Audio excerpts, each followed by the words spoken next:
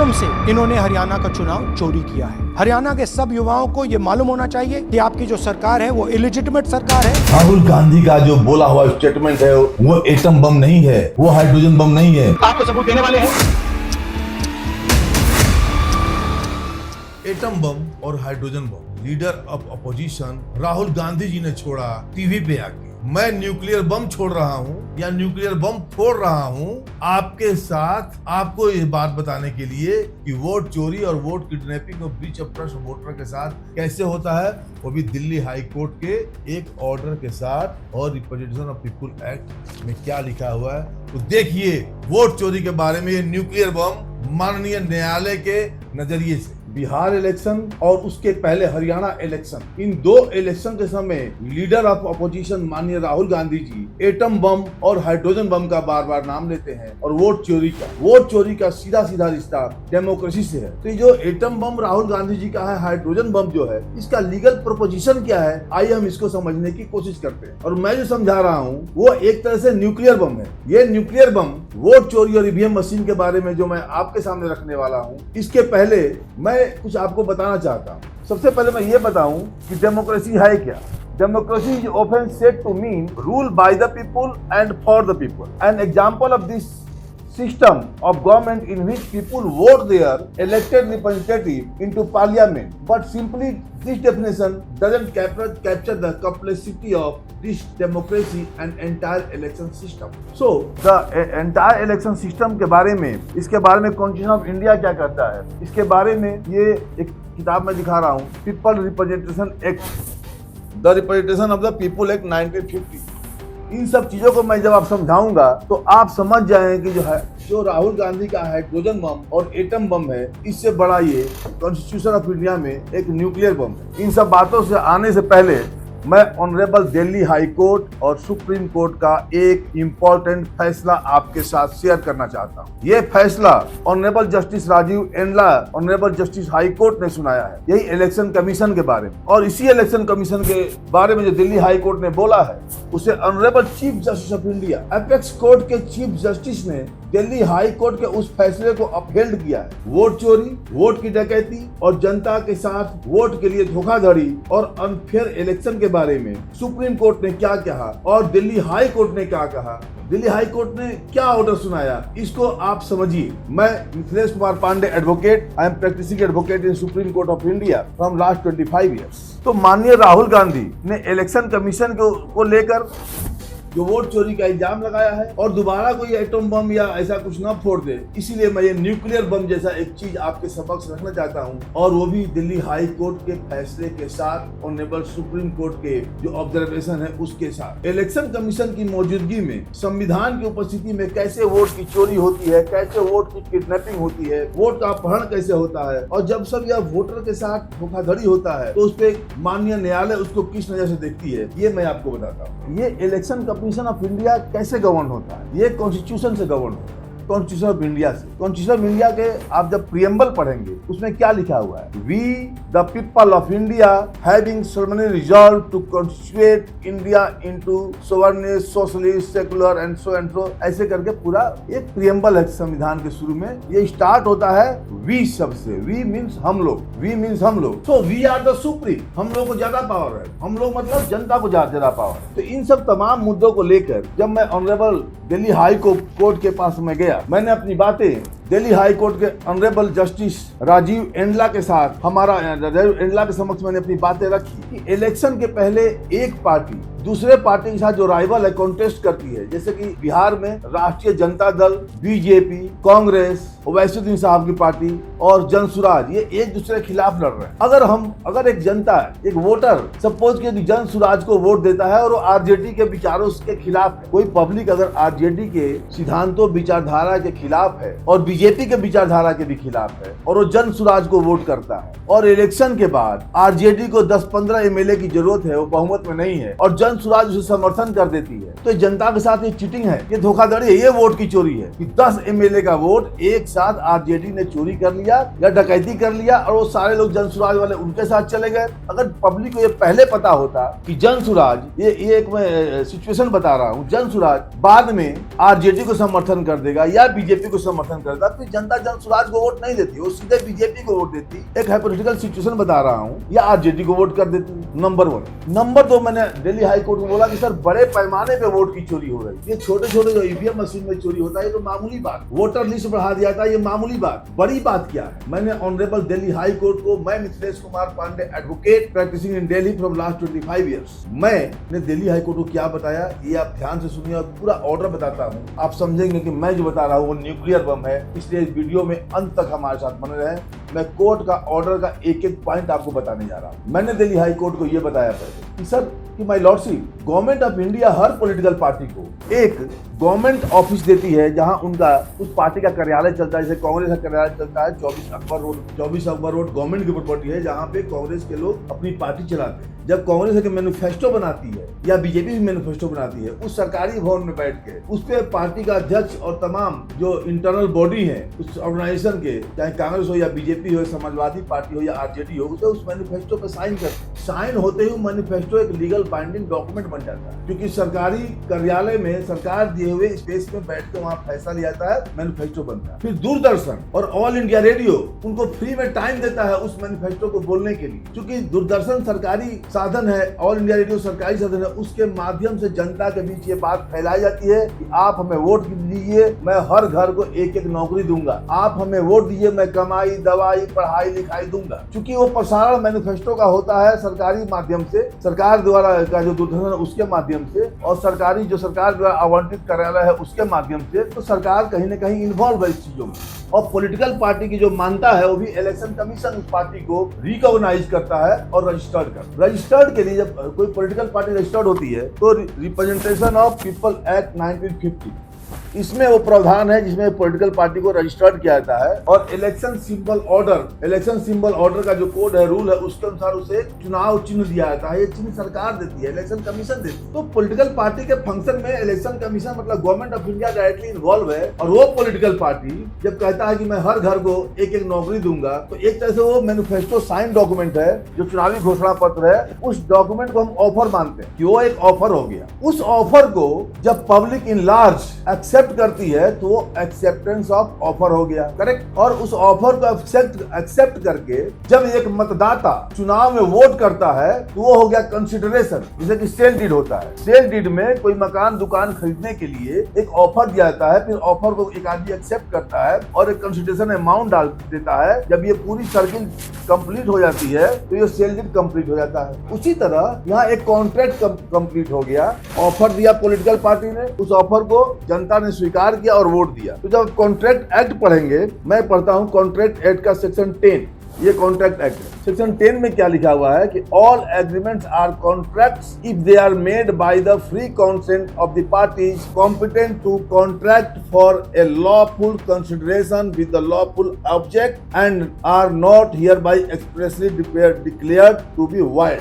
मतलब हर वो वादा कॉन्ट्रैक्ट एक्ट 1872 में एक वैलिड डॉक्यूमेंट होता है, कॉन्ट्रैक्ट है, अगर वो वाइड नहीं है तो वाइड मतलब जैसे कि आप कोई नशीला पदार्थ बेचने का कॉन्ट्रैक्ट कर रहे हैं, AK-47 बेचने का कॉन्ट्रैक्ट कर रहे हैं, कोई ऐसा जो लॉ में जो प्रोहिबिटेड एक्शन है, प्रोहिबिटेड एक्टिविटी है, उसके लिए कॉन्ट्रैक्ट कर रहे हैं, वो बाइंडिंग नहीं है। लेकिन यहाँ कॉन्ट्रैक्ट कर रहे हैं एक सरकार चलाने के लिए पब्लिक से, वो भी गवर्नमेंट के दिए हुए पॉलिटिकल पार्टी के ऑफिस में। और उस जब कॉन्ट्रैक्ट पूरा होता है, सरकार बन जाती है, तो दो तरह के एक्सपेक्टेशन होते हैं, एक लेजिटिमेट एक्सपेक्टेशन और एक जो लेजिटिमेट एक्सपेक्टेशन नहीं है। यानी हम लीगली अगर कोई उम्मीद करते हैं आपसे, तो वो उम्मीद जनता को जो उम्मीद है वो पॉलिटिकल पार्टी को पूरा करनी चाहिए। तो वो आप झूठ बोल के, फ्रॉड करके, फॉल्स प्रॉमिस करके, मैनिफेस्टो रिलीज करके आप वोट देते हैं, तो ये वोट की डकैती नहीं है, किडनैपिंग है। ये है न्यूक्लियर बम कि वोट का किडनैपिंग हो रहा है, वो भी गवर्नमेंट के आंख के सामने। जब मैंने दिल्ली हाई कोर्ट को ये बातें बताई, सुप्रीम कोर्ट को सामने जब मैंने बातें रखा कि सर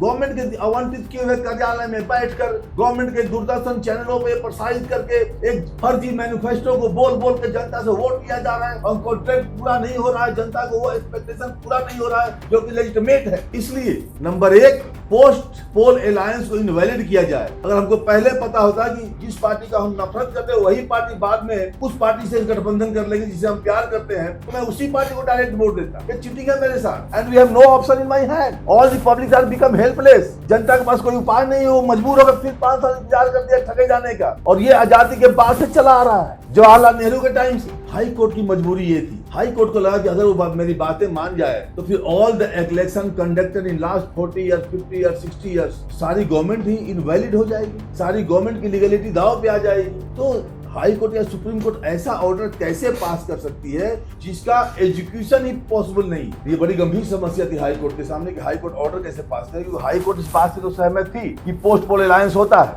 और जिस पार्टी से हम नफरत करते हैं वोट, और जिसको हम प्यार करते हैं वो प्यार करते हैं, जिस पार्टी को मैं पसंद करता हूँ और जिस पार्टी को मैं नापसंद करता हूँ, वो दोनों पार्टी बाद में एक में मिल जाती। तो जनता के साथ तो चीटिंग हो गया, और फिर अपने मैनिफेस्टो का पालन नहीं करते। मैंने कहा Delhi honourable Delhi high court से जो भी चुनावी घोषणा पत्र में जारी हो रहा है उस मैनिफेस्टो को एक लीगली बाइंडिंग डॉक्यूमेंट बनाइए। मेरा 1000-2000 पेज का मैंने सबमिशन दिया दिल्ली हाई कोर्ट के सामने, और मैंने कहा कि सर ये वोट चोरी नहीं है, ये वोट की किडनैपिंग हो रही है, डकैती हो रही है। सुनिए हाई कोर्ट ने कहा। अब मैं सीधे ऑर्डर पे आता हूँ। एक बात और बता दूं मीनवाइल आपको, आप एक बात और समझिए। मैं इससे पहले कि ये चुनावी किडनैपिंग, जो वोट की चोरी हो रही है, वोट का किडनैपिंग हो रहा है, वोट का अपहरण हो रहा है, वोटरों के साथ जो धोखाधड़ी हो रही है, अगर ये पॉलिटिकल पार्टी न करके ये धोखाधड़ी, ये किडनैपिंग, ये अपहरण, ये झूठ, ये ब्रीच ऑफ ट्रस्ट कोई आम आदमी करता तो क्या हो? आपको पता है, कोई आदमी एक गलती करता है तो गलती होती है, जब 2 गलती करता है तो भी वो मान ले गलती होता है, लेकिन जब बार-बार गलती करती है तो गुनाह हो जाता है। और जो और गलती करता है तो एक गुनाहगार को सरकार कैसे माफ करती है और गलती करने वाले को कैसे पनिश करती है, ये कैसा संविधान है और उसमें क्या प्रावधान है, आप समझिए जरा। जब कोई आदमी 1-2 बार जेल जाता है, 1-2 गलतियां करता है, उस पर FIR होता है, वो आदमी जेल जाता है। लेकिन वही गलतियां एक नक्सलाइट बार-बार करता है, वो सरकार के पकड़ में नहीं आता है, फिर वो सरकार से कंप्रोमाइज करता है। एक नक्सलाइट या आतंकवादी या ऐसा कोई गिरोह, कभी कभी सरकार से आपने सुना होगा कि नक्सलाइट ने सशर्त समर्पण किया। छत्तीसगढ़ में, मध्य प्रदेश में, झारखंड में आपने न्यूज में सुना होगा इस नक्सलाइट गिरोह पे इतने केस है, इतनी चोरी, डकैती, बलात्कार, मर्डर के सारे केस हैं। उसके बाद इलीगल हथियार भी है, लेकिन नक्सलाइट क्या करता है, वो सशर्त समर्पण करता है, हथियार डालता है। उसके लिए सरकार रिहेबिलिटेशन स्कीम चलाती है, और उस बड़े क्रिमिनल को सरकार कैसे माफ करती है? एक जनता के गुनाह को नहीं माफ किया जाता। अब मानिए मैं चीटिंग पे आता हूँ, एक जनता ने कोई चीटिंग किया, पब्लिक चीटिंग मीन्स, चीटिंग एक ऐसी एक्टिविटी है जिसे एक आदमी को रॉन्गफुल लॉस होता है, दूसरे को रॉन्गफुल गेन होता है। This is the ingredients of cheating. अगर मैं कोई लाभ कमाता हूं अपने मेहनत से तो वो चीटिंग नहीं है, लेकिन मैं गलत तरीके से लाभ कमाऊं और कोई गलत तरीके से किसी को नुकसान हो, किसी चीटिंग। अब भारतीय न्याय संहिता, ये किताब है, ये भारतीय साक्ष्य अधिनियम में एविडेंस का वैसे एक भारतीय न्याय संहिता है, जिसको पहले इंडियन पेनल कोड कहते थे। भारतीय न्याय संहिता, इंडियन पेनल कोड को। तो अब जो नया वाला एक्ट आया है भारतीय न्याय संहिता, इसका सेक्शन 318 में क्या लिखा हुआ है? Bharatiya Nyaya Sanhita section 318 defines and penalise cheating which involves deceiving someone for personal gain and causing or likely to cause harm to them. तो चीटिंग हो गया, इसमें पनिशमेंट मिलता है, जो पहले 420 में था 7 साल का पनिशमेंट मिलता है अगर आप चीटिंग करेंगे तो। अगर ब्रीच ऑफ ट्रस्ट करेंगे, जो नेता हम पॉलिटिकल पार्टी हमारे साथ क्या कर रहा है, ब्रीच ऑफ ट्रस्ट कर रहा है। Breach of trust defined in section 316 of the Bharatiya Nyaya Sanhita which criminalise the dishonest misappropriation and misuse. तो ये मिसअप्रोप्रिएशन से अब एक और सेक्शन देखिए आप, भारतीय न्याय संहिता का ही सेक्शन 69 का अगर हम डिटेल में जाएं, अगर कोई मेल किसी फीमेल से फॉल्स प्रॉमिस करता है शादी करने के लिए और फिजिकल रिलेशन में आता है फॉल्स प्रॉमिस करके, उसे सजा है 10 साल फॉल्स प्रॉमिस करने की, भले ही वो प्रॉमिस शादी का हो, सजा है 10 साल। लेकिन अरबों नहीं खरबों रुपया लूटा जा रहा है इस वोट चोरी से, इस वोट की डकैती से। वहां पे फॉल्स प्रॉमिस के लिए कोई सजा नहीं, यहाँ मॉनेटरी डैमेज कंपेंसेशन का भी कोई प्रावधान नहीं है। ये पब्लिक मनी की लूट को रोकने का कोई उपाय है कि नहीं, ये सारी बातें मैंने दिल्ली हाई कोर्ट के सामने रखा है। तो अब मैं सीधे सीधे दिल्ली हाई कोर्ट से आपको कनेक्ट करता हूँ। आप हमारे साथ बने रहे इस वीडियो के अंत से। अब मैं लाइन बाय लाइन और लॉ स्टूडेंट्स के लिए, स्पेशली लॉ स्टूडेंट्स के लिए, यंग एडवोकेट्स के लिए और जनरल पब्लिक के लिए ये बहुत ही महत्वपूर्ण बातें बता रहा हूँ। तो आप थोड़ा सा धीरज रख के देखिए कि ये जो मैं बोल रहा हूँ वो न्यूक्लियर बम है क्या, और इसमें माननीय न्यायालय क्या कहता है वोट की डकैती और वोट की किडनैपिंग और वोट का अपहरण पे और वोट के जो वोटर के साथ धोखाधड़ी हो रहा है, इसमें माननीय दिल्ली हाई कोर्ट और सुप्रीम कोर्ट भी क्या कहता है, मैं वो भी सुनाऊंगा। सुप्रीम कोर्ट की जुबानी और ये दिल्ली हाई कोर्ट का फैसला है। अगर आप पढ़ पा रहे हैं, ये दिल्ली हाई कोर्ट का है। मिथिलेश कुमार पांडे, मतलब मैं, Mithilesh Kumar Pandey versus Election commission of India. क्योंकि मैं सबसे पहले इलेक्शन कमीशन के पास गया था, गवर्नमेंट ऑफ इंडिया के पास गया था, उनको सारी बातें बताई, उनको उनका पावर याद दिलाया। मैंने इलेक्शन कमीशन को बोला कि सर एटलीस्ट इन पार्टियों का आप सिंबल रद्द कर दीजिए। अगर आप इन पार्टियों को कोई सजा नहीं दे सकते हैं, तो जैसे कांग्रेस का मिला हुआ है चुनाव निशान हाथ, आरजेडी को लालटेन, तो अगर ये फॉल्स प्रॉमिस कर रहे हैं, गलत मैनिफेस्टो निकाल रहे हैं, तो एटलीस्ट उनका सिंबल वापस ले लीजिए जो उनके ठगी का पहचान पत्र है। मैंने बोला, उनको याद दिलाया मैंने इलेक्शन कमीशन ऑफ इंडिया को, सेक्शन 16A याद रखिए, सिंबल और रिजर्वेशन ऑर्डर। उसमें क्या लिखा हुआ है, और उसमें इलेक्शन कमीशन को पावर है। क्या पावर मैं पढ़ता हूँ, ये मैंने हाई कोर्ट को बोला, ये बहुत ही बड़ा है, कई बंडल हजारों पेज का है। मैं कुछ पेज पढ़ के आपके सामने रखने की कोशिश करता हूँ। मैंने ऑनरेबल हाई कोर्ट को ये बताया कि sir power of commission to suspend or withdraw recognition of a recognized political party for its failure to observe model code of conduct or follow lawful direction and instruction of the commission। अगर model code of conduct में झूठ बोलना मना है, वो झूठ बोलते हैं तो उनका इलेक्शन सिंबल कैंसिल कीजिए। ये मैंने सिंबल ऑर्डर का सेक्शन 16A पढ़वाया दिल्ली हाई कोर्ट को। उसके बाद मैंने दिल्ली हाई कोर्ट को फिर मैंने ये बताया कि सर डिस्क्वालीफाई कीजिए। ये मैं सेक्शन 8 और सेक्शन 8A जिसमें लिखा disqualification on the ground of certain offences and on the ground of corrupt practices. Corrupt practice क्या है कि वो गलत मैनिफेस्टो जानते हुए, दो तरह का झूठ होता है, एक जो अनजाने में झूठ बोलते और एक पॉलिटिकल पार्टी जिसको पहले से पता है फ्रॉम द बिगिनिंग कि वो ये वादा पूरा नहीं कर सकते हैं। वर्तमान परिप्रेक्ष्य में अगर हम आरजेडी का वादा देखें कि हर घर को नौकरी देंगे, तो वो 100 करोड़ नहीं, 200, 300, 500 करोड़ से ज्यादा हजारों करोड़ का जाता है वो बजट। कहाँ से लाएंगे इतना पैसा, उतना तो रेवेन्यू नहीं है स्टेट का। वो एक फाइनेंशियल डाटा मैं आपके सामने बाद में रखूंगा। तो उतना जब पैसा ही नहीं बिहार गवर्नमेंट के पास, तो अगर आरजेडी सत्ता में आ गई तो की बात कर, नहीं आई तो कोई बात ही नहीं, आएगी नहीं। वो अगर आ गई तो जो जनता का लेजिटिमेट एक्सपेक्टेशन है वो कैसे पूरा करेगी, हर घर में नौकरी कैसे देगी। और उस घर में कोई अगर पढ़ा लिखा है नहीं, सारे मान लीजिए कि फिर 5वीं क्लास में नहीं पास किए तो कौन सा नौकरी देगी। या सारे उनके घर के सारे मेंबर 60 साल से ऊपर है तो कैसे नौकरी देंगे वो। या उस घर के लोग बिहार में रहते ही नहीं है तो कैसे नौकरी देंगे, या रहते ही भी हैं तो एक घर में कितने लोग होते हैं, माँ अलग 5 भाई है, 5 भाई अलग अलग, जब 5 को नौकरी देंगे, कोई कैलकुलेशन नहीं है। मतलब this is false representation from the beginning that amount to corrupt practices. ये मैं पढ़ रहा हूँ, ये किताब का नाम आप भी नोट कर लीजिए, द पीपल रिप्रेजेंटेशन एक्ट, जो मैंने हाई कोर्ट को बताया। मैंने हाई कोर्ट को बताया कि सर माय लॉर्डशिप, आपने मतलब इलेक्शन कमीशन भी सामने खड़ा है। पहले मैंने इलेक्शन कमीशन को बताया, उसने मेरी बात मानने से मना कर दिया। मैंने गवर्नमेंट ऑफ इंडिया को बताया, गवर्नमेंट ऑफ इंडिया ने मेरी बात नहीं मानी। फिर मैं इलेक्शन कमीशन के दरवाजे पर गया, फिर उसने बात नहीं मानी। फिर मैंने इलेक्शन कमीशन को रिप्रेजेंटेशन दिया राइटिंग में, कई बार दिया, जब बात नहीं मानी फिर मैंने दिल्ली हाई कोर्ट को बताया।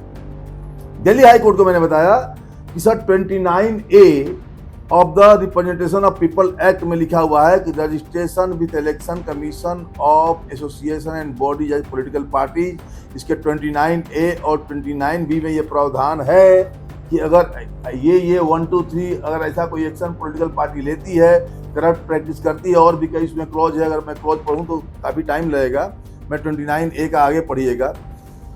और फिर मैं जनरल क्लॉज भी उनको पढ़वाया दिल्ली हाई कोर्ट को, और ये बोला कि सर या तो आप जरा सजा नहीं दे सकते हैं तो आप पॉलिटिकल पार्टी का रजिस्ट्रेशन ही रद्द कर दीजिए। रजिस्ट्रेशन, जो पार्टी गलत मैनिफेस्टो निकालती है, अगर रजिस्ट्रेशन रद्द नहीं हो सकता है तो ये कॉन्ट्रैक्ट एक्ट, ये कॉन्ट्रैक्ट एक्ट का वायलेशन हुआ है। जो पब्लिक से कॉन्ट्रैक्ट किया, एग्रीमेंट किया है, राइटिंग में एग्रीमेंट किया है। आप देखिएगा, एक चैनल है, तो यूट्यूब चैनल अजीत अंजुम का, उसमें आरजेडी प्रमुख सुप्रीमो आरजेडी के तेजस्वी यादव बैठ के साइन कर रहे हैं कि लाइए मैं लिख के देता हूँ।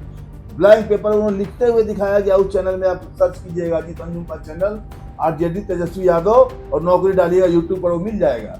उसमें लिख के दे रहे हैं कि मैं हर घर को नौकरी दूंगा, राइटिंग में दे रहे हैं, और फिर भी नहीं दे पाए तो कौन ये गारंटी लेगा, कौन उनको सजा देगा? ये कॉन्ट्रैक्ट रेट का वायलेशन। तो अब मैं सीधे आता हूँ दिल्ली हाई कोर्ट के ऑर्डर पे।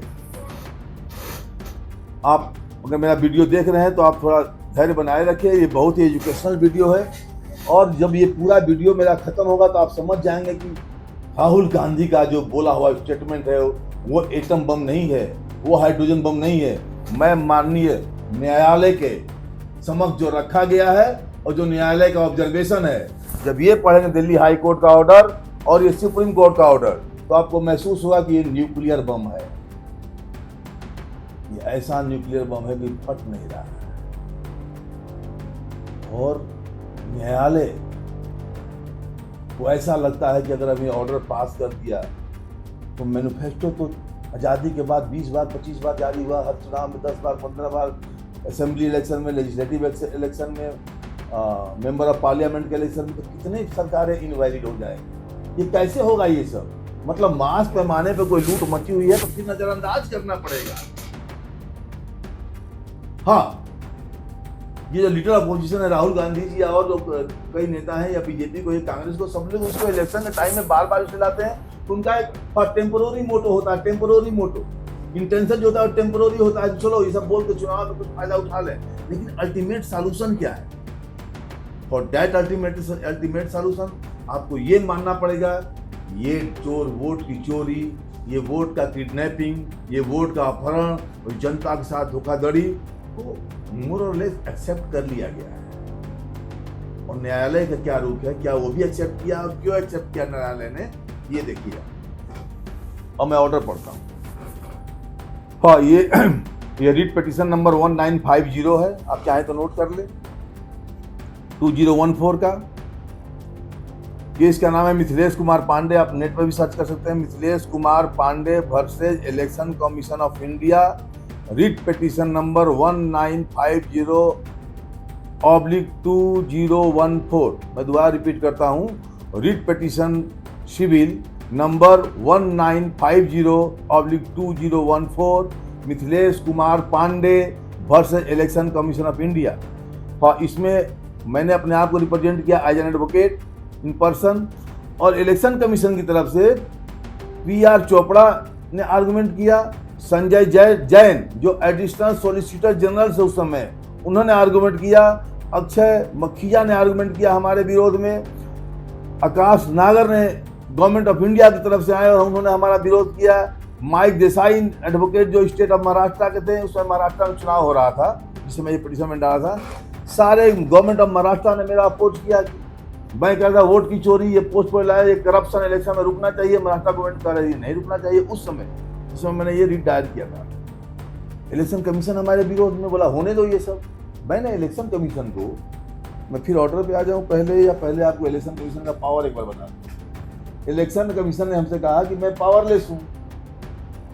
जो उसने कहा कि मैं पावरलेस हूं, तो मैंने इलेक्शन कमीशन को कोट किया कि sir, the relevance quoting section 8 of the RPA 1951 after section 153A 1505, ये कई सेक्शन पे मैंने बताया, और मैं कॉन्स्टिट्यूशन ऑफ इंडिया, एक मिनट, हाँ, तो मैंने इलेक्शन कमीशन को बोला कि sir, election commission of India को मैंने बताया कि आप वेल एम्पावर्ड हैं पॉलिटिकल पार्टी को रजिस्टर्ड करने के लिए और अनरजिस्टर्ड करने के लिए। उनका सिंबल चुनाव चिन्ह होता है, उसको छीनने के लिए इलेक्शन कमीशन को पावर है।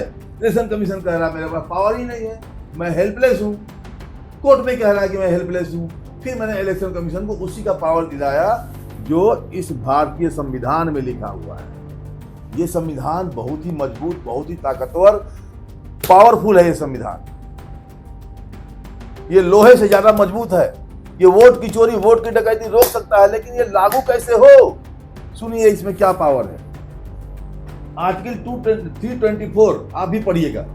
Article 324 of the constitution of India, इसको पढ़ना एक अलग बात है, और जो संविधान बनाया है उसको, इसके लिखने के पीछे इंटेंट क्या था, व्हाट इज द मकसद, इंटेंट बिहाइंड दिस आर्टिकल, वो ज्यादा जरूरी है। क्या लिखा हुआ 324 में?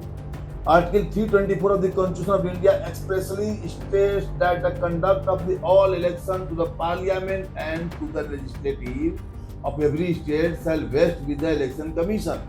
मतलब चाहे वो राज्य का चुनाव हो या केंद्र का, सारा पावर A to Z। हाँ, इलेक्शन कब होगा, किसको निकालना है, कोई गलत मैनिफेस्टो निकाल रहा है तो उस मैनिफेस्टो को बैन करना, उस पॉलिटिकल पार्टी को अनरजिस्टर्ड करना, डीरिकॉग्नाइज करना, डीरजिस्टर्ड करना और डीरिकॉग्नाइज करना, डिस्क्वालीफाई करना मेंबर को, सारा पावर में है, बट वो कर नहीं रहे हैं। मैंने उनको बताया कि that article 324 vests express power in the election commission to conduct election, which power implicitly includes the power to de-recognize a political party and a power to deregister the political party when activities of such party are in breach of the applicable laws regulating conduct of the election to the parliament or to the state legislature। तो हालांकि 2-3 हज़ार page का हमारा था, तो मैं इसको पढ़ूंगा तो बहुत टाइम लगेगा शायद, लेकिन आप संक्षेप में अब मैं सीधे ऑर्डर पे आता हूँ। आप इस वीडियो में हमारे साथ थोड़ी देर और बने रहें, तो मैं ये अब एक्चुअल न्यूक्लियर बम के रूप में जो ये ऑर्डर है मैं देख रहा हूँ जो, और आप भी इसे देखिए कि आप कैसे देखते हैं। तो मैं पिटीशन के बारे में पढ़ता हूँ। ये Mithilesh Kumar Pandey versus election commission of India, Mithilesh Kumar Pandey versus election commission of India, Delhi high court आप लिखेंगे, ये ऑर्डर आपको मिल जाएगा। दिल्ली हाई कोर्ट भी लिखना पड़ेगा साथ में गूगल पर। तो ऑर्डर क्या है? This petition is filed by an advocate, Mithilesh Kumar Pandey, as a public interest litigation contending, अब ध्यान सुनिए, that the recent experience shows that the political parties who were bitter rivals during the election process and campaigning post-election actually end up supporting each other and together forming a government। जिनके कार्यकर्ता एक दूसरे से मारपीट करते हैं, एक दूसरे के विरोध में नारे लगा रहे हैं, चुनाव के बाद उनके नेता एक हो जाते हैं। मैंने कहा सर ये मोरली भी गलत है और लीगली भी गलत है। और दूसरा पॉइंट मैंने ऑनरेबल दिल्ली हाई कोर्ट को बताया कि such a practice of formation of post poll alliance is in blatant disregard to the wishes of the voters who feel cheated at and same time helpless also. फिर मैंने Delhi high court को ये बोला कि my lordship, post poll alliance are not compatible with the Indian concept of democracy and enhance political instability।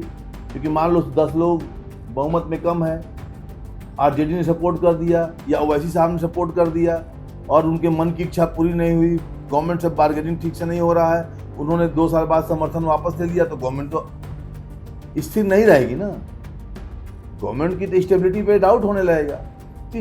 चौथा point जो मैंने बताया ऑनरेबल दिल्ली हाई कोर्ट, मैंने ये बताया कि सर ये रिप्रेजेंटेशन ऑफ पीपुल एक्ट में जो लिखा हुआ है इसका वॉल्यूशन तो हो ही रहा है, ये कॉन्स्टिट्यूशनल वॉल्यूशन है। इसके अलावा the consultation paper dated 8 January 2001 of the national commission to review the working of the constitution, जिसको NCRWC बोलते हैं, उसके रिपोर्ट में क्या लिखा हुआ है? NCRWC के रिपोर्ट में, जिसका टाइटल है review of the working of the political party specially in relation to election and reform options, has observed that formation of post poll alliance amongst political opponents is an area of concern. मतलब जो एक consultation committee बनाई गई उसने भी election commission के बारे में बोला कि ये पोस्ट पोल अलायंस एक तरह से चीटिंग है, डकैती है, वोटों का अपहरण है। 10 लोग 10 MLA एक साथ यहाँ से वहाँ चले गए जो कि विचारधारा में विपरीत है। पब्लिक से कहे कि मैं इस पार्टी में रहता हूँ, मेरे वोट दो इस चुनाव चिन्ह पे, बाद में दूसरे चुनाव चिन्ह से मिल गए, disregard of the election symbol also. मैंने दोबारा बताया दिल्ली हाई कोर्ट को, फिर से बताया that in spite of repeated representation of the petitioner, the respondent election commission of India has not issued any direction prohibiting the political parties from entering into post-prayer alliance and to make a legal manifesto, a legal binding document. हमारा main उद्देश्य ये था कि जो vote का जो झूठ बोल के जो फॉल्स ब्रीच ऑफ ट्रस्ट हो रहा है, तो मैनिफेस्टो को एक लीगल बाइंडिंग डॉक्यूमेंट बना दें। यानी जो पार्टी जो मैनिफेस्टो बोल रही है उसको पूरा करना है, नहीं करेंगे तो जेल जाएंगे, जेल नहीं जाएंगे एटलीस्ट उनकी मान्यता रद्द हो जाए, या एटलीस्ट अपोलाइज करे, घंटा से कम माफी मांगे, कुछ तो करे। मैनिफेस्टो कोई तो एक लीगल सेंटिटी हो एटलीस्ट मैनिफेस्टो का। चुनावी घोषणा पत्र की लीगल सेंटिटी क्या है? अगर नहीं है तो यह फरण है ना। ईवीएम तो 10, 20, 50, 2000 वोट चोरी करता होगा, वोटर लिस्ट में 10, 20 हजार 2000 लाख वोट ऐड होता है, लेकिन ये तो गलत मैनिफेस्टो पढ़ के बता के समझा के ये तो करोड़ों वोट की चोरी है एक साथ। ऑनरेबल हाई कोर्ट के सामने जब मैं आर्गुमेंट कर रहा था, मैंने ये बात रखी तमाम केस लॉज के साथ और आर्गुमेंट के साथ। मैं संक्षेप में बताता हूँ कि मेरे ऑर्डर के पेज नंबर 2 पे क्या लिखा हुआ है कि दैट द प्रेजेंट गवर्नमेंट जो समय थी, मैंने यही बताया कि 2014 में कांग्रेस की सरकार थी। 2014 में कांग्रेस ने पार्लियामेंट में जो भी वादे किए, बाहर वादा किए तो नहीं किया पूरा, जो पार्लियामेंट में वादा किया, मैंने स्टार्ट और अनस्टार्ट क्वेश्चन का एक लिस्ट निकलवाया कहीं से। मैंने एक अनस्टार्ट क्वेश्चन होता है, एक स्टार्ट क्वेश्चन होता है जो लोग पूछते हैं मेंबर ऑफ पार्लियामेंट में, मेंबर्स पूछते हैं पार्लियामेंट के अंदर। उसमें 40% क्या है कि that the present government has, मतलब 2014 की बात कर रहा हूँ, has also reneged on more than 40% of its promises made in parliament. Parliament के अंदर उस समय जो कांग्रेस गवर्नमेंट थी, 40% वादों को पूरा नहीं किया, बाहर का तो 100% नहीं किया। 7th point, that during election campaign false promises are made and which are not never honoured. कभी नहीं पूरा करने के लिए प्रॉमिस किया ही नहीं जा रहा है, और ये रेडियो पे ओपनली हो रहा है। कोई झूठ बोल दे तो पुलिस उसको पकड़ लेगी, उसको साबित करना पड़ेगा कि मैं झूठ बोला हूं कि नहीं बोला। और यहाँ ओपनली रेडियो पे पोस्टर छाप के, पंपलेट छाप के, डिजिटल मीडिया में, सोशल मीडिया में लगातार झूठ परोसा जा रहा है। यही सब बातें मैं रखा था उस टाइम दिल्ली हाई कोर्ट के सामने उस दिन, that political parties continue to campaign with false promise and misleading advertisement, and the Law Commission of India in its 170th report, 170वें रिपोर्ट में लॉ कमीशन क्या करता है? हाँ, उसने ये कहा कि law commission of India in 170th report on electoral reforms has observed that the proliferation of political parties necessitating the formation of coalition with all internal contradiction has contributed to instability in governance and has to be checked. इसको check करना चाहिए, इसको रोकना चाहिए। लेकिन law commission को कौन पूछता है? हर पॉलिटिकल पार्टी को पता है कि हम चोरी करेंगे, डकैती करेंगे, 10-15 दिन ये वोट की चोरी, वोट की डकैती, वोट का अपहरण होता रहेगा। चुनाव के बाद सब लोग, जनता भूल जाएगी। नेक्स्ट चुनाव में फिर यही नारा लगाएंगे। कौन कितना नारा लगा लेता है, कौन कितना वोट बटोर पाता है। ये न्यूक्लियर बम का आप डायनेमिक समझिए, जो जिस न्यूक्लियर बम की मैं बात कर रहा हूँ उसकी डायनेमिक और उसका प्रभाव को देखिए, और ये रुकेगा भी नहीं। दिल्ली हाई कोर्ट सारी बातों को सुनने के बाद और सुप्रीम कोर्ट ने अंत में क्या कहा वो मैं बताऊंगा। मेरे ये 3 नंबर पेज में पढ़ रहा हूँ अपने उस ऑर्डर का जो जस्टिस राजीव एंडला साहब ने पास किया। दिल्ली हाई कोर्ट के जस्टिस राजीव एंडला साहब ने जो ऑर्डर पास किया उसका पेज नंबर 3 पॉइंट नंबर 10 पढ़ रहा हूँ। That the manifesto released by a political party forms the basis of the party's election campaign. Since it complies in one document the policies of the party especially seeks the votes of the electorate on the votes of the electorate on the basis of the statements and promises made in the manifesto. ये honourable court मान भी रहा है कि उसी झूठे घोषणा पत्र को विश्वास करके जनता वोट दे रही, लेकिन कोर्ट ऑर्डर क्या किया ये अब जानेंगे तो लगेगा कि तो बम फूट गया। ऑर्डर क्या हुआ ऑनरेबल हाई कोर्ट और सुप्रीम कोर्ट का, वो देखिए बात। The manifesto of the political parties analogous to making an offer, जो मैं बोल रहा था, ये इंडियन कॉन्ट्रैक्ट एक्ट दिखा के कि मैनिफेस्टो में जो पॉलिटिकल पार्टी जो बोलती है एक तरह से ऑफर है, वादा है, जनता उसको एक्सेप्ट करती है और कंसिडरेशन में वोट देती है। खैर कोर्ट क्या कर रहा है वो देखिए। Page number 3 point number 10 of the order. The manifesto of a political party is analogous to making an offer as understood in the law of the contract. Law of the contract. Which contract is complete on the acceptance of the offer. That is to say, at the time when the voters vote for political party and the party ultimately comes to the power or make the government, then the whole transaction, whole agreement become completed. Now, the expectation of the public is the legitimate expectation. Legitimate expectation when the party forms the government. Now, point number 11. That a political party should not be permitted to carry out acts which are in blatant disregard and breach of their own manifesto. कोई political party कह रही है कि हम जीत गए तो government को number 1 economy बना देंगे, फिर वो स्टेप नहीं लेती। 4 फैक्ट्री खोल देंगे, फिर वो स्टेप नहीं लेती। मंदिर बना देंगे, मान लो स्टेप नहीं लेती है। मस्जिद बना देंगे, स्टेप नहीं लेती है। अपने ही मैनिफेस्टो का डिसऑनर करती है। हर घर को नौकरी देंगे लेकिन नौकरी नहीं देती है। हमने पब्लिक नौकरी मांगने नहीं गई थी पॉलिटिकल पार्टी के घर, लेकिन ये तेजस्वी यादव कहने कि हर घर को नौकरी देंगे। कोई जाकर उनके कान में नहीं बोला, हेलो यादव जी, तेजस्वी जी आप हमें नौकरी दे दिए, मैं आपको वोट दूंगा। किसी ने नहीं कहा, वो अपने सामने से कह रहे हैं कि आप हमें वोट दो, सरकार बन गई तो हर घर को नौकरी देंगे। और अपने ही वादे के खिलाफ अगर वो काम करते हैं।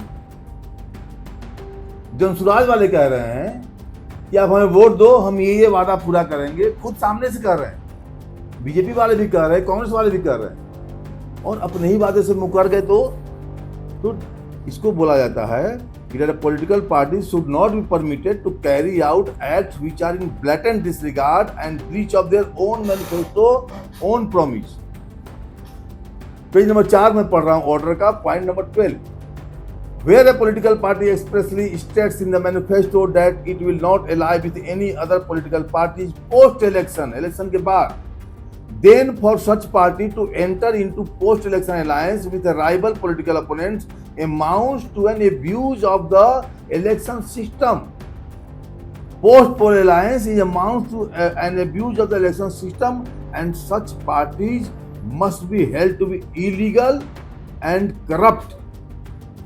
करप्ट का परिभाषा इसमें वही लिखा हुआ है इस किताब में।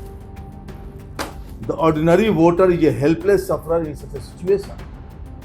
The ordinary voter is a helpless person in such a situation if the party makes alliance with their rival groups and doesn't honour their own manifesto. ये वोट का डकैती है कि नहीं, आप बताओ ना, आप सोचिए।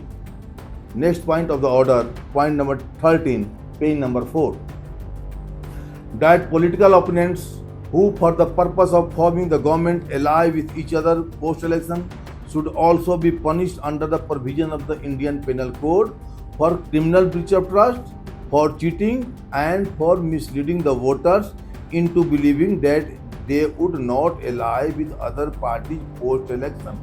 जैसे कि आम आदमी पार्टी ने दिल्ली में कहा था कि जीत गए तो लिख के दिया था, एफिडेविट दिया था कि हम किसी अलायंस नहीं करेंगे। बाद में आम आदमी पार्टी ने कांग्रेस से गवर्नमेंट बना ली थी शुरू में मिलकर।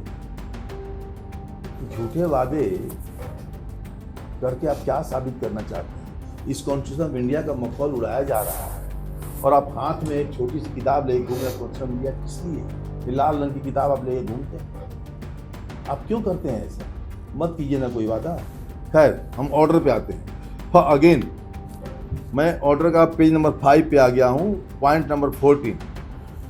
That had the voters known that, ध्यान से सुनिए इस बात को, क्या लिखा हुआ है।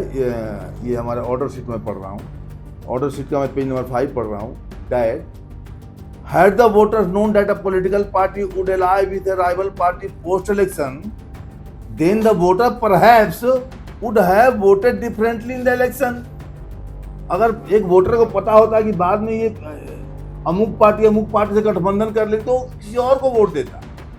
अगर वोटर को पहले से मालूम होता कि मैनिफेस्टो का वादा नहीं पूरा होते हैं तो फिर वो किसी और को वोट देता। आपने वोट का अधिकार ही छीन लिया, किडनैपिंग कर लिया। अगर पहले के वोटर को पता होता कि आप वोट के बाद किसी और से अलायंस बना लेंगे तो हम आपको नहीं वोट करते। आपने धोखे से वोट ले लिया ना मेरा। मैनिफेस्टो आपने गलत दिखा के आपने वोट ले लिया, चीटिंग कर ली ना। अगर मैनिफेस्टो मेरे सामने नहीं होता, नजरों के सामने, तो मैं किसी और को वोट देता, वो मेरा एक्चुअल वोट होता। वो वोट मेरे from the bottom of my heart, मेरे अंदर से वोट निकलता और किसी को जाता। ये तो मैं फर्जी इंप्रेशन में मैंने वोट कर दिया। अब मैं दोबारा पढ़ रहा हूं page number 5 of the order, point number 15। Article 74 and 75 of the Constitution of India do not impose any constitutional compulsion that a Prime Minister or Chief Minister must have an absolute majority in the Parliament. All that they requires is that there shall be a Council of Ministers headed by the Prime Minister and advise the President. ये केंद्र में और राज्य में क्या लिखा हुआ है कॉन्स्टिट्यूशन में कि एक मिनिस्टर का काउंसिल होगा जिसका हेड करेगा चीफ मिनिस्टर और गवर्नर से सलाह लेता रहेगा। इतना ही लिखा हुआ है। हाँ, यही नहीं लिखा 2/3 बहुमत हो, 5/3 बहुमत। ये तो अपनी सुविधा के लिए आप लोग करते हैं। खैर आगे बढ़ते हैं। ये वाकई न्यूक्लियर बम है। जो व्यूअर्स हैं हमारे, मैं एक छोटे अपने यूट्यूब चैनल पे मैं ये बातें बता रहा हूँ, और खासकर लॉ स्टूडेंट्स के लिए तो बहुत ही महत्वपूर्ण चीज़ है ये। जनरल पब्लिक के लिए जिनका लीगल चीज़ों में रुचि है और एटम बम को, न्यूक्लियर बम को, हाइड्रोजन बम को जो कानून के नजरिए से देखना चाहते हैं, वो सुने इसे। Page number 5 of the order sheet. On the basis of the aforesaid contention the following reliefs are claimed in the petition. उस पिटीशन में दिल्ली हाई कोर्ट से मैंने क्या रिलीफ मांगा, अब मैं उस पे आता हूं। अब मैंने वहां हाई कोर्ट से 4 रिलीफ मांगे। 4। पहला, ऑनरेबल हाई कोर्ट से मैंने कहा कि my lordship kindly issue A writ order direction declaring unconstitutional the practice of post alliance among political parties which contested election against each other। हमने ऑनरेबल हाई कोर्ट से कहा, हिंदी में बताता हूँ, कि सर जिसने पोस्ट पे अलायंस किया एक दूसरे के खिलाफ लड़े और फिर एक दूसरे के साथ मिलके एक दूसरे के खिलाफ लड़े और एक दूसरे के साथ मिलके राइवल पार्टी ने सरकार बना ली, ऐसे सरकार को अनकॉन्स्टिट्यूशनल बोलिए, डिक्लेयर कीजिए। अब प्रॉब्लम क्या हुई थी हाई कोर्ट में कि अगर वो अनकॉन्स्टिट्यूशनल हो जाता तो फिर वाजपेयी जी की सरकार, मनमोहन जी की सरकार और पहले की और कई सरकारें, राज्य बिहार की सरकारें, ये सारा अनकॉन्स्टिट्यूशनल हो जाता। तो ये लग रहा था कि इतना बड़ा फैसला करना बड़ा मुश्किल है कोर्ट के लिए,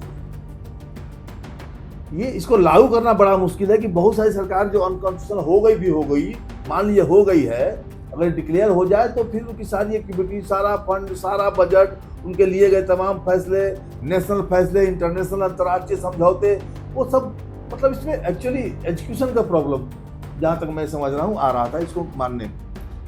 अगर मान लीजिए एक देश में 100 लोग हैं और कोई कोर्ट डिक्लेयर करे 100 लोग चोर हैं, तो फिर ईमानदार रही कहाँ गए, उसमें देश चलेगा कैसे। एक कहावत है कि अगर सोना प्योर हो तो गहना बन नहीं सकता, थोड़ा मिलावट करना पड़ता है। वो 20 कैरेट का, 18 कैरेट का, 23 कैरेट का, मतलब खैर कोर्ट की मुश्किलों को मैं बाद में समझता हूँ, प्रैक्टिकल चीज़ें क्या हुई। पहले मैं मैंने रिलीफ क्या मांगा ऑनरेबल हाई कोर्ट से, वो मैं समझता हूँ, फिर मेरी मुश्किलें क्या है, डेमोक्रेसी की मुश्किलें क्या है, उसमें मैं आता हूँ। अभी मैं point to point, court to court high court का ऑर्डर मैं पढ़ रहा हूँ, ऑर्डर शीट पढ़ रहा हूँ हाई कोर्ट का, जो मैं सेकंड रिलीफ मांगा। Court to court issue a relief number B, issue a writ order direction directing the respondent, mean directing the election commission of India to issue direction preventing political parties from violating their own manifesto when such parties enter into post-electoral alliances in order to form a government। मैंने कहा my lordship एक ऐसा direction election commission पास करे कि चुनाव के बाद सरकार अगर मिल के बनाते भी हैं तो चलो कोई बात नहीं, लेकिन अपने मैनिफेस्टो का डिसरिगार्ड ना करें। एक और प्रेयर मांगा मैंने हाई कोर्ट से, मैंने कहा my lordship issue direction to the competent authority to take steps to make the manifesto a legal binding document. मैंने हाई कोर्ट से कहा कि माय लॉर्डशिप किसी भी अथॉरिटी को आप ये डायरेक्शन दे दें जो कि मैनिफेस्टो को लीगल बाइंडिंग डॉक्यूमेंट के रूप में मान्यता दे, and direct the competent authority to take action against Election Commission for not initiating action against the political party and person for violating manifesto। तो मैंने एक जो मास लेवल पे जो वोट की चोरी हो रही है आज तक 1952, 1950 से 1947 से जो भी इलेक्शन हुए, हर इलेक्शन में जो वोट की चोरी हो रही है, जो वोट की डकैती हो रही है, जो ब्रीच ऑफ ट्रस्ट हो रहा है, उसको रोकने के लिए अगर इलेक्शन कमीशन असफल है तो उस पर कार्रवाई हो। तो ये कैसे संभव था? ये संभव भी नहीं था, क्योंकि कई इलेक्शन कमीशन तो निकल चुके हैं, उनके लोग मर भी गए जिसमें चीफ इलेक्शन कमिश्नर, लेकिन अब तो आगे रुक सकता है। तो मैंने कोर्ट से क्या कहा, तो ऑनरेबल कोर्ट ने इस पर यह कहा कि दिस पे मैं रिलेवेंट पारा में पढ़ रहा हूँ। कोर्ट ने एक ऑब्जर्वेशन दिया अपने पैराग्राफ नंबर 3 पे पेज नंबर 6 पे कि we at the outset invited attention of the petitioner appearing in person. मतलब मेरा अटेंशन कोर्ट ले गई किसके तरफ? एक जस्टिस लाहौटी की जजमेंट की तरफ। कोर्ट ने मेरे से कहा कि आप जस्टिस लाहौटी साहब का वर्डिक्ट पढ़िए, जिसमें जस्टिस सुप्रीम कोर्ट के ऑनरेबल आर.सी. लाहौटी ने क्या कहा है ANZ Grindlays bank versus commissioner MCT के केस में, where dealing with an argument of promissory estoppel and legitimate expectation, जो मैं शुरू में कह रहा था कि promissory estoppel और legitimate expectation, यहाँ कोर्ट किसी और बात मतलब मैंने legitimate expectation की बात कर रहा था, जो legitimate नहीं उसकी बात मैं कर ही नहीं रहा हूँ। फिर भी हमारा ध्यान कहाँ ले गया ANZ ग्रीनले बैंक के ऊपर।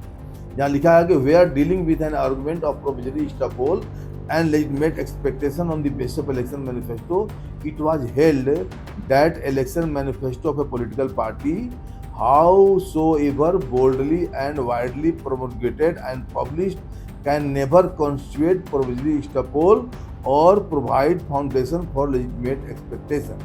It was further held that it is common knowledge that political parties hold out high promises to the voters expecting to be returned to power, but it is not necessary that they must be voted in by the electorate. The political parties may commit to the voters that they would enact or repeal certain laws, but they may not succeed in doing so for the reasons more than one, and they know well this truth while making such promises, and the electorate to which such promises are made also knows it. It was further held that neither the plea of promissory estoppel nor the plea of legitimate expectation can be founded thereon। और मतलब high court ये कह रही है हमसे, honourable court ये बता रहे हैं हमसे कि नेता को पता होता है कि वो झूठ बोला, पब्लिक को भी पता होता है कि वो झूठ बोल रहा, पर दोनों ही झूठे हैं क्या? तो ये चर्चा का विषय हो सकता है, क्योंकि क्या लिखा हुआ है, दे वुड इंटैक्ट रिपील, कि बहुत सारे पॉलिटिकल पार्टी ये प्रॉमिस कर लेते हैं कि ये कानून बदल देंगे, वो कानून लाएंगे, बट नहीं कर पाते हैं एक नहीं कई कारणों से। And they know well this truth while making such promises, मतलब प्रॉमिस करने समय नेताओं को ये बात पता होता है। And electorate to which such promises are made also knows it, मतलब वोटर को भी पता होता है। Then now come to para number 4। We similarly due the attention of the petitioner appearing in person to the judgment of the Supreme Court in the case of the S. Subramaniam Balaji versus Government of Tamil Nadu pertaining to election manifesto, announcing that if the said party and its alliance was elected to the power, it will launch a scheme for free distribution of color television sets to each and every household which do not possess the same. One of the arguments for the constitution was that promise of such freebies in election manifesto of a political party in substance were bribe, मतलब जो promise रहता है घूस है। आप news channel सुने होंगे news channel बोलते हैं कि 10-10 हज़ार रुपया जो महिलाओं के खाते में डाला जाता है, क्या नाम है उनका, एक पत्रकार बोलते हैं, कोई चौधरी हैं शायद, सम चौधरी एक पत्रकार है, चैनल का नाम क्या है, बड़ा ही मशहूर चैनल है। उसमें बोलते हैं क्या, ये जो 10-10 हज़ार नीतीश गवर्नमेंट दे रही है, ये ब्राइब है क्या, ये नौकरी का वादा किया जा रहा है, ये घूस है क्या? ये किससे पूछते हैं? ये बातें तो मैं न्यायालय से पूछ रहा था, ये बातें तो मैं हाई कोर्ट और सुप्रीम कोर्ट में ले गया। क्या हुआ नतीजा, आइए देखते हैं। One of the arguments for contestation was that the promise of such privilege in the election manifesto of political party in substance of bribe or inducement under section 123 of the People Act। पढ़ दूं क्या? आप थोड़ा patience रखिए तो मैं 123 भी पढ़ देता हूँ क्या लिखा हुआ। और आप करप्ट प्रैक्टिस 123 में लिखा हुआ है, पेज नंबर 123 पीपल। ये जो उन्होंने संविधान बनाया ना, गजब का दिमाग था। और जिन्होंने एक्ट बनाया, पार्लियामेंट्रियन ने जो एक्ट बनाया 1950 में, पीपल रिप्रेजेंटेशन एक्ट, उनको, उन नेताओं को जिन्होंने संविधान बनाया, क्या वंडरफुल, मजा आ गया इसको पढ़ के। सब कुछ उनको आज, ये 1950 में बना है, आज है 2025, मतलब लगभग 75 ईयर्स हो गए ना।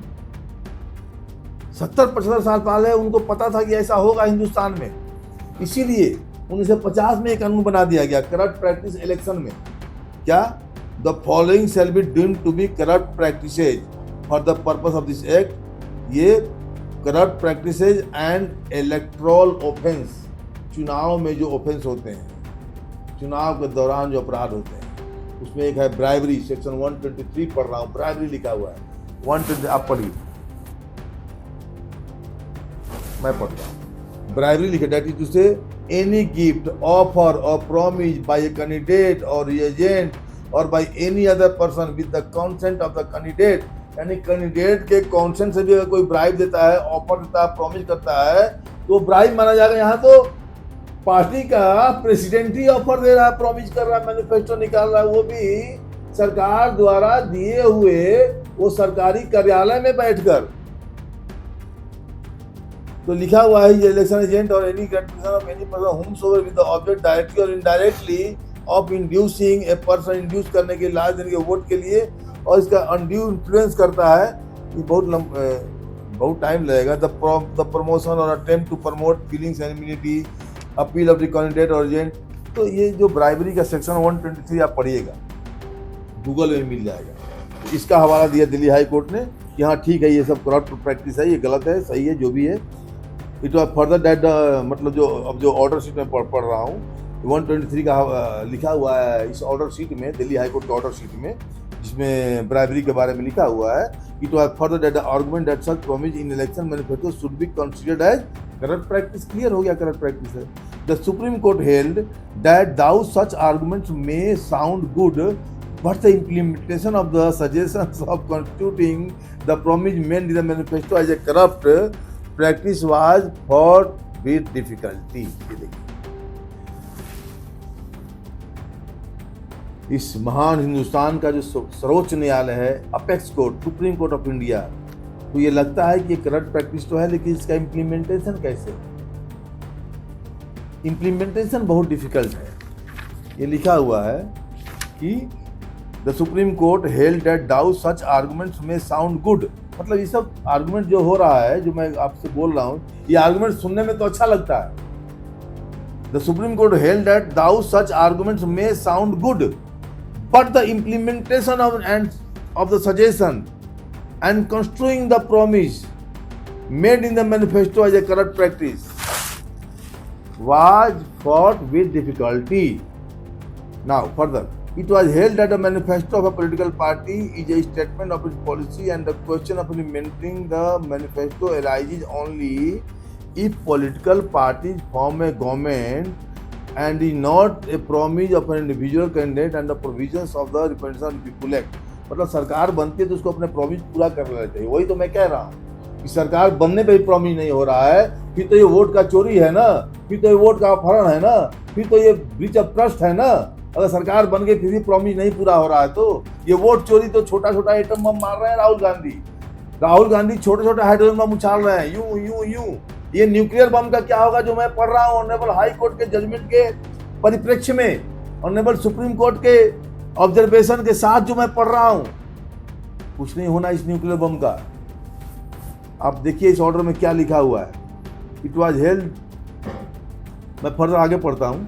It was held that a manifesto of a political party is a statement of its policy and the question of implementing the manifesto arises only if the political party forms government and is not a promise of an individual candidate, and the provisions of the Representation of People Act, ये People Act, clearly draws a distinction between an individual candidate put up by a political party and the political party as such, and the provisions of the Act as they exist place no fetter on the power of the political parties to make promises in the election manifesto. More importantly, it was said, it is not within the domain of this court. क्या?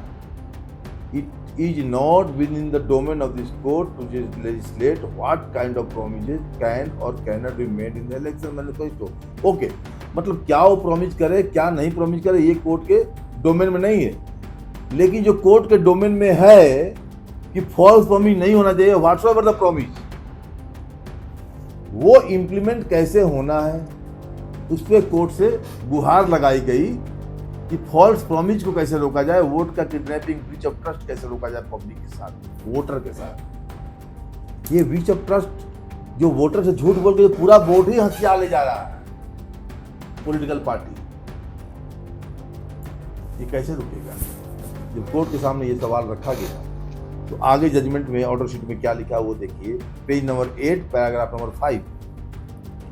We thus enquired from the petitioner, honourable high court का जो order sheet है वो मैं पढ़ रहा हूँ। Honourable high court की तरफ से क्या आ रहा है कि we thus enquired from the petitioner appearing in person, मतलब Mithilesh Kumar Pandey, that how in view of a forced petition the matter can be said to be open for consideration of the court, मतलब court इसको कैसे consider करे? 6 paragraph में क्या बोल रहा है कि the petitioner urged that the matter in issue in the present petition is different। मैंने क्या बताया कोर्ट को? The present petition is different from what was for education of judgment aforesaid, however with reference to the passage of the judgment on which we have relied on, the petitioner contended, मतलब Mithilesh Kumar Pandey contended that the matter aforesaid before the Supreme Court was not concerned with post-poll alliance, as this petition is undoubtedly 7th para, undoubtedly so.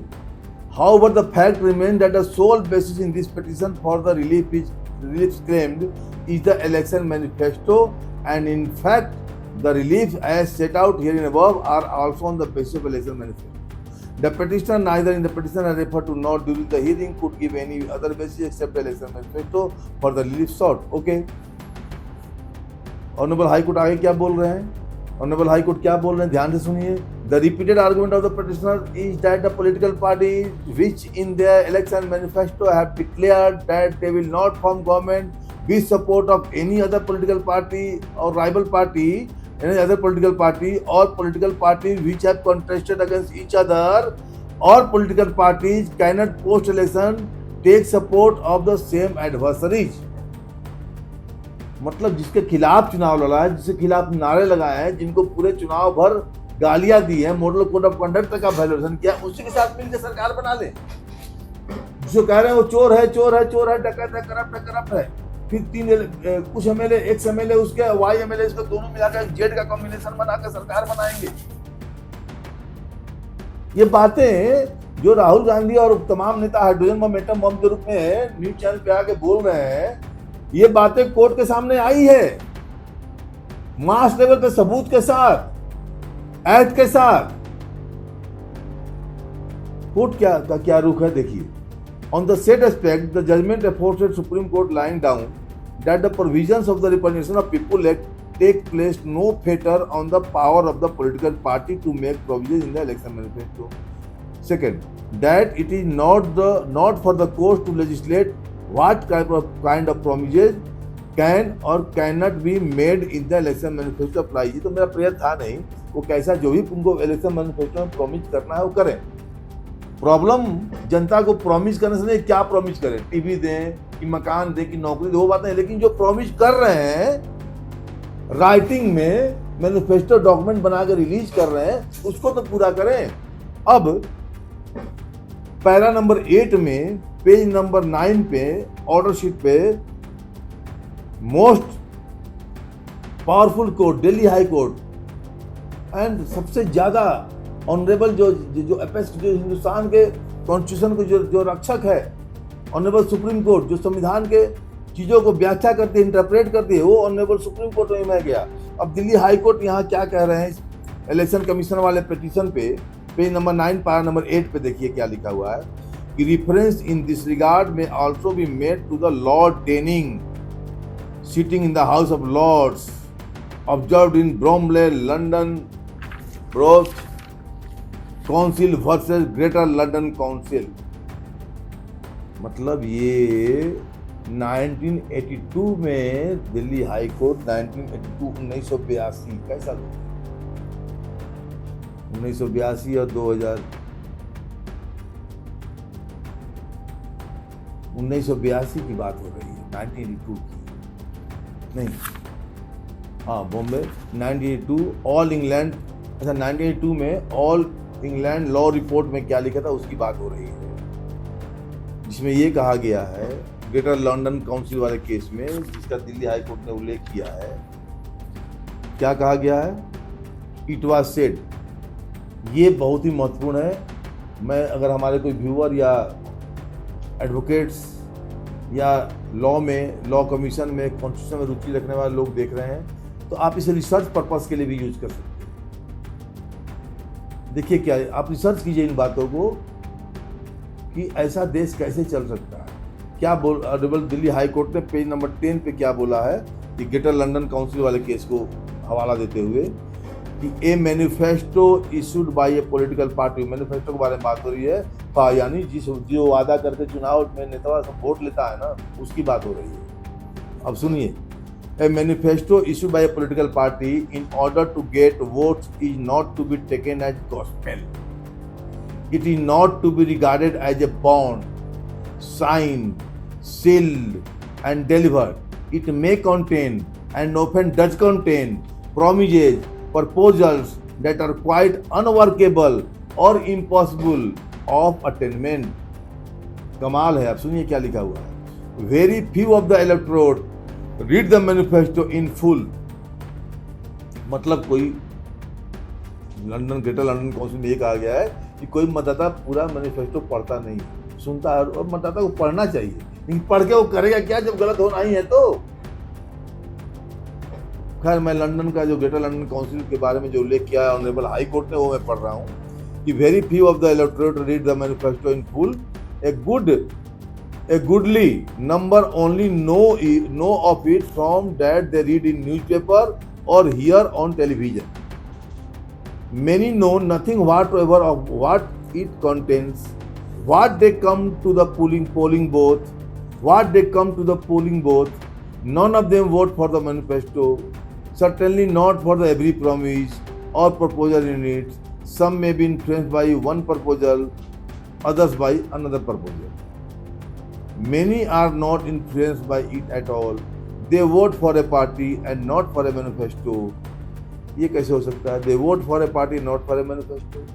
और manifesto में तो बोला गया है कि हम हर घर को एक नौकरी देंगे, हर घर से एक आदमी को नौकरी देंगे, तो उसी के तो वोट पड़ रहा है। बट सुविधा के लिए ग्रेटर लंदन काउंसिल ने ये सब ये लिखा है मैनिफेस्टो के बारे में, और जिसपे ऑनरेबल हाई कोर्ट हमें लगता है रिलाई करने वाली है। Certainly not for every promise or proposal in it. Some may be influenced by one proposal and some by and others by another. Many are not influenced by it at all. They vote for a party and not for a manifesto. I have no doubt that in this case many ratepayers voted for the Labour Party, even though on this one time alone it was against their interest and vice versa. It seems to me that no party can or should claim a mandate or commitment for any one item in a long manifesto when, मतलब manifesto का definition ये London council ने दिया है कि कुछ लोग विश्वास करते हैं, कुछ लोग, मतलब अगर हिंदी में बोले सरल भाषा में तो मतलब ये कह रहा है लंदन ग्रेटर लंदन काउंसिल वाले ने कि बहुत लोग जात पात पर ही वोट देते हैं, कास्ट के आधार पर, बहुत लोग दोस्ती के आधार पर वोट देते हैं, लेकिन बड़ी जनता तो मैनिफेस्टो पढ़ के वोट देती है ना, उसका क्या। खैर अब हम आगे आते हैं पेज नंबर 11। अब ये ऑर्डर पे अब हम कंक्लूजन पाते हैं कि ऑनरेबल हाई कोर्ट ने जो मेरी नज़र में और आपके नज़र में शायद राहुल गांधी के स्टेटमेंट के बराबर अगर रखे तो ये न्यूक्लियर बम है, हाइड्रोजन बम और एटम बम से बड़ा बम है। तो आप देखिए अब लास्ट में कंक्लूजन क्या है ऑनरेबल हाई कोर्ट का, कि the same view was followed by the high court of justice prince bench division administrative court in the matter of island from farm development limited versus Bridgend county work council. तो यहाँ British court का judgement का हवाला दिया है Delhi high court, British Prince bench division administrative court. अब honourable high court अपने हमारे सारे आर्गुमेंट सुनने के बाद, हालांकि बहुत आर्गुमेंट बहुत बड़ा था, मेरे कम से कम 1500 पेज एग्जैक्ट नहीं याद है, बता 1000 पेज तो होगा ही सारा, उसको शॉर्ट में अब ये ऑर्डर कंक्लूड कर रहा हूँ। अब ये आपको जरूर सुनना है जो ऑर्डर मैं कंक्लूड कर रहा हूँ। सारा वोट चोरी allegation, breach of trust, manifesto का धोखाधड़ी, पब्लिक के साथ धोखाधड़ी, जनता के साथ धोखाधड़ी, वोटर के साथ धोखाधड़ी, इन सारी बातों को मैंने बताया। तो कोर्ट ने फाइनल क्या जजमेंट किया है, फाइनल जजमेंट सुनिए कोर्ट का। In the view of the aforesaid legal position, post poll alliance can not be declared as illegal on the ground of being contrary to manifesto of the political party entering into the alliance, and it is not within the domain of this court to legislate or issue direction, therefore making the manifesto a legal binding document on the political party issuing the same. जय Hind. Honourable high court ने क्या कहा, ये possible नहीं है कि हम manifesto को लीगल डॉक्यूमेंट बना दें।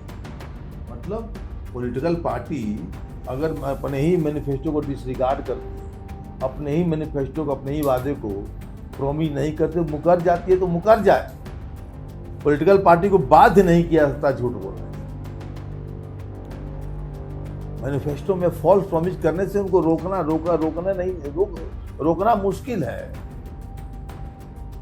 आप इसको अपने नजरिए से जजमेंट को इंटरप्रेट कीजिए कि आपका क्या मत है।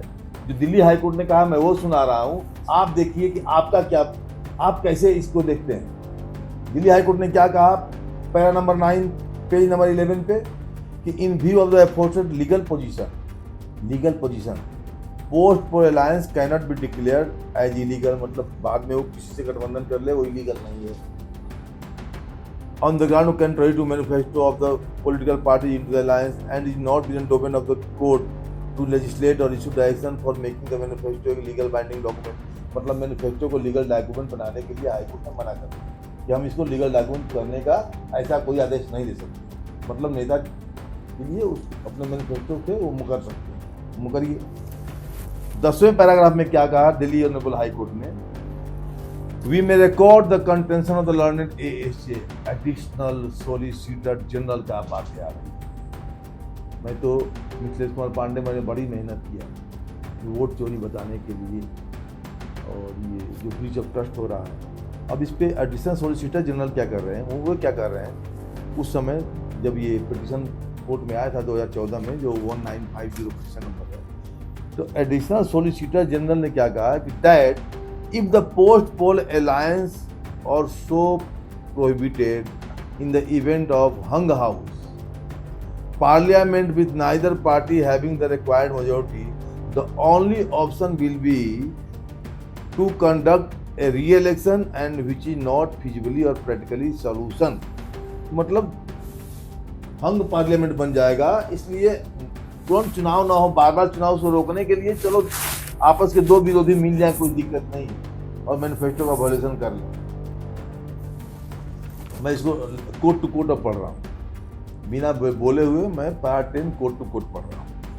We may record the condition of the additional solicitor general that if the post poll alliance are so prohibited in the event of a hung house parliament with neither party having the required majority, the only option will be to conduct a re-election and which is not feasible or a practical solutions. Elections are held at a huge cost and the country can ill afford such repeated elections. It was argued that such repeated elections would thus not be in public interest, and these petitions, rather than being in public interest against the public interest, this petition is rather than public against the public interest. However, in view of the judgment of the Supreme Court and of this court, and with which we do not see any reason to disagree, We do not feel need to deal with the said argument. We do not deal with the said argument. The petition is devoid of any merit and dismissed. मतलब ये petition में कोई merit नहीं है, बार बार चुनाव कराने का कोई फायदा नहीं है। नेता करेक्ट प्रैक्टिस कर रहे हैं तो उनको रोकेंगे, पकड़ेंगे तो फिर चुनाव कराना होगा, फिर पकड़ेंगे फिर चुनाव कराना होगा। ईमानदार आदमी कहाँ से आएंगे जो कि देश चलाएंगे? डिसमिस। उसके बाद क्या हुआ? जब ऑनरेबल हाई कोर्ट ने मैनिफेस्टो को लीगल बाइंडिंग डॉक्यूमेंट के रूप में डायरेक्शन देने से मना किया ऑनरेबल हाई कोर्ट ने, और तो फिर हम गए सुप्रीम कोर्ट में। सुप्रीम कोर्ट ने honourable chief justice of India के सामने हमारी बातें आई।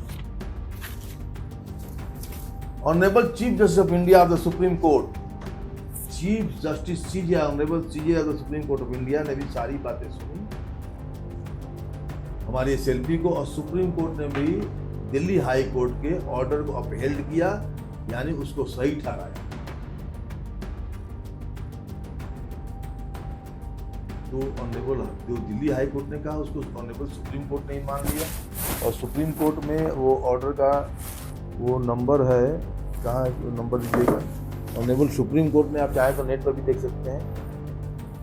ये सुप्रीम कोर्ट में SLP number petition of the civil leave to appeal CC number 9767 देखिए आप, CC number 9767/2015 Mithilesh Kumar Pandey person election commission of India. Supreme court ने ये मेरे पूरे ऑर्डर को रिव्यू किया, और रिव्यू करके उनको भी डिले कंटेंट करके उन्होंने इसे डिसमिस किया, और ये अपहेल्ड किया कि जो ऑनरेबल हाई कोर्ट ने कहा है वही लगभग सही। तो अब बताइए, ये छोटे छोटे एटम बम राहुल गांधी का हाइड्रोजन बम के सामने ये न्यूक्लियर बम पूरे दस्तावेज के साथ हमने रखा, लेकिन ये मास चोरी कैसे हो? ये तो सबको पता है मास चोरी जो हो रही है, मास लेवल पे जो कैसे वोट को चोरी करना है, कैसे ब्रीच ऑफ ट्रस्ट करना है, ये पॉलिटिकल पार्टी को रोकना जो कैसे हो, ये तो सबको पता है कैसे हो रहा है, लेकिन कैसे रोकना है इसको? ये राहुल गांधी कह रहे हैं माननीय लीडर अपोजिशन कि हम एटम बम छोड़ दिया होता, वो कोई और बम लेके आए, इसका फायदा क्या? वो रुका क्या? ये मैं जो इतने देर से आपको इस वीडियो में बता रहा हूँ और किताब लेके बता रहा हूँ, पीपल्स रिप्रेजेंटेशन एक्ट लेके बता रहा हूँ, ये कॉन्स्टिट्यूशन ऑफ इंडिया लेके बता रहा हूँ, और ये इंडियन कॉन्ट्रैक्ट एक्ट बता रहा हूँ, भारतीय न्याय संहिता में क्या लिखा है वो बता रहा हूँ, और कोर्ट मोरलेस मेरी बातों से सहमत है, लेकिन इम्प्लीमेंटेशन में प्रॉब्लम है। घर का लड़का ही नालायक हो जाए तो आप उसको फांसी थोड़े देंगे? तो सोचिए और इस पर रिसर्च कीजिए और वो रास्ता निकालिए कि ये वोट चोरी कैसे रोकना है। वो नहीं जो राहुल गांधी जी कह रहे हैं ईवीएम मशीन और ये वोटर लिस्ट में, वो नहीं, ये बड़े पैमाने पे जो वोट की चोरी नहीं, सॉरी, जो वोट का किडनैपिंग हो रहा है, जो अपहरण हो रहा है, जो ब्रीच ऑफ ट्रस्ट हो रहा है पब्लिक साथ, इसको कैसे रोकना है ये मैं नेक्स्ट एपिसोड में बताऊंगा। बन रही है आप, और खास करके लॉ स्टूडेंट से मैं रिक्वेस्ट करता हूं कि इस पर रिसर्च करें। ये उनके लिए था आज का ये टोटल स्पीच, ये टोटल वीडियो एक लॉ स्टूडेंट्स के रूप में आप देखिए इस पर और आप क्या रिसर्च कर सकते हैं। और दोबारा जुड़िए, इस वीडियो के बाद एक मैं और वीडियो रिलीज कर रहा हूं, इंतजार कीजिए। Law learning bench